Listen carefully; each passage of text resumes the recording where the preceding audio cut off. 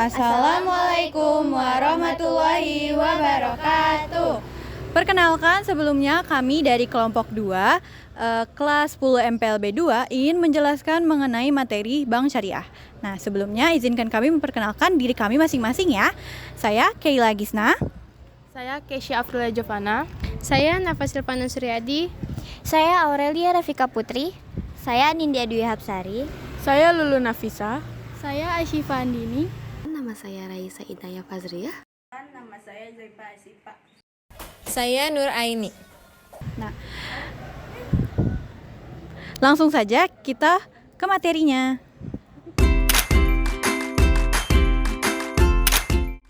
Kita akan membahas tentang bank syariah.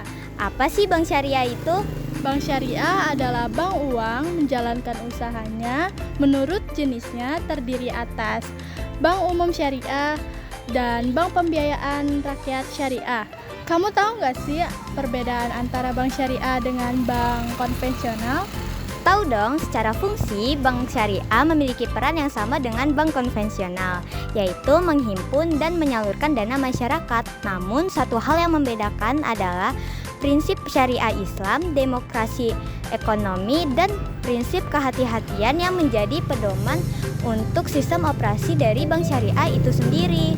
Oh, prinsip syariah Islam yang dimaksud mencakup dengan keadilan, keseimbangan, kemaslahatan, universalisme, serta tidak mengandung gharar, maisir, riba, zalim, dan objek yang haram, sebagaimana yang diatur dalam Fatwa Majelis Ulama Indonesia ya. Nah, bener banget tuh. Sebelum kita masuk ke materi, mari kita bahas pengertian dari gharar, maisir, dan riba. Apa sih pengertian dari gharar? Gharar adalah istilah dalam Islam yang merujuk pada ketidakpastian, keraguan, dan ketidakjelasan. Sederhananya, gharar adalah salah satu belah pihak atau dari kedua belah pihak yang tidak memiliki informasi tepat dan jelas tentang objek transaksi. Kamu tahu nggak sih apa saja contoh dari gharar? Tahu dong. Contoh gharar itu ada 3. Yang pertama, jual beli barang yang belum ada. Misalnya, hasil panen sebelum panen dilakukan. Yang kedua, jual beli hewan ternak yang belum jelas jenis kelaminnya. Dan yang ketiga, perjudian. Semua bentuk perjudian mengandung unsur gharar yang sangat tinggi. Apa sih pengertian maisir? Maisir adalah praktik transaksi yang mengandung unsur perjudian dan ketidakpastian. Contoh dari maisir termasuk lotre dan taruhan, di mana hasil bergantung pada keberuntungan. Apa sih pengertian dari riba? Riba adalah praktik yang merujuk pada penambahan nilai atau bunga yang dikenakan dalam transaksi pinjam-meminjam atau jual beli. Selanjutnya, kita akan membahas tentang kegiatan dan usaha bank syariah. Sebenarnya cukup banyak kegiatan perbankan syariah, tetapi dalam materi ini aku akan membahas tentang 3 macam kegiatan perbankan syariah. Yang pertama itu ada penghimpunan dana, menyalurkan dana, dan jasa lainnya. Yang pertama, produk penghimpunan dana.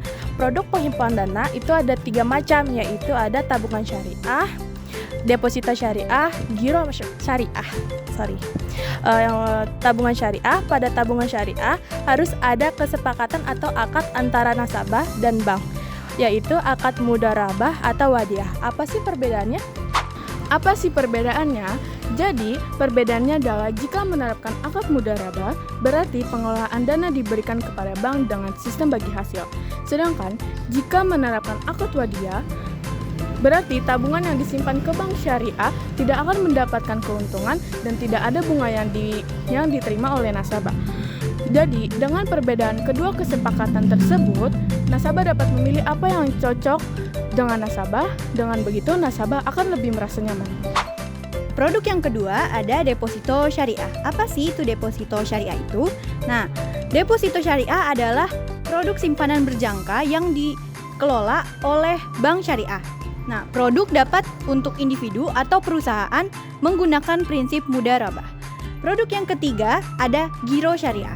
Nah, giro syariah adalah produk simpanan di bank syariah yang dananya bisa ditarik kembali menggunakan cek atau biljet giro selain kartu ATM. Konsep yang digunakan oleh giro syariah adalah konsep wadiah atau titipan. Saya akan menjelaskan produk penyaluran dana. Pada produk penyaluran dana terdapat 3 macam produk penyaluran dana. Yang pertama, sistem jual beli. Pada sistem jual beli terdapat 3 macam produk penyaluran dana. Yang pertama, pembayaran untuk pembelian barang disebut dengan bai'al murabah. Sistemnya yaitu pihak bank sebagai penjual dan nasabah sebagai pembeli. Barang yang dibeli dengan mencicil harga barang yang dibelinya. 2. Pembiayaan untuk sektor pertanian, peternakan, dan perkebunan jangka pendek disebut dengan bai'as salam. Bentuknya, bank bertindak sebagai pembeli dan nasabah sebagai penjual. Kemudian, produk dijual kembali kepada nasabah lain yang membutuhkan. 3. Pembiayaan untuk konstruksi dan barang-barang manufaktur jangka pendek disebut bai'al istina. Bentuknya, bank bertindak sebagai pemesan atau pembeli, sedangkan nasabah bertindak sebagai penjual produk bank yang dapat menyalur dana secara bertahap sesuai dengan prinsip bai'al istina.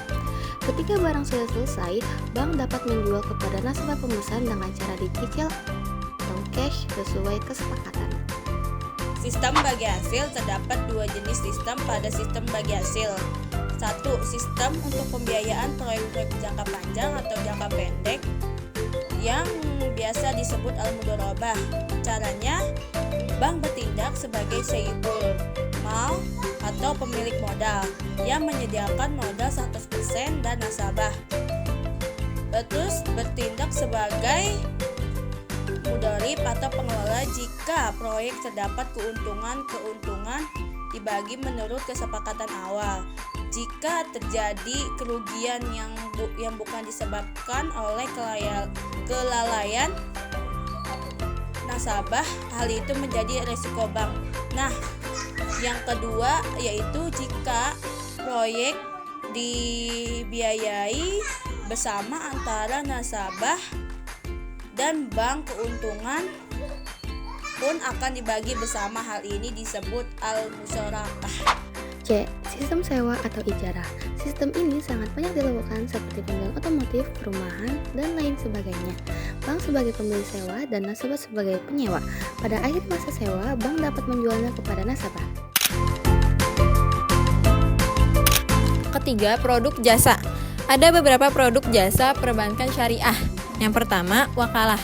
Bank bertindak sebagai wakil nasabah. Prinsip ini ditetapkan untuk pengiriman uang transfer, penagihan, dan letter of credit. Kedua, kafalah. Jasa penjamin nasabah dan pemberian bank garansi. Yang ketiga, hawalah. Jasa pengambil alihan piutang nasabah. Yang keempat, ran. Jasa berupa gadai dari nasabah kepada bank sebagai jaminan pembiayaan.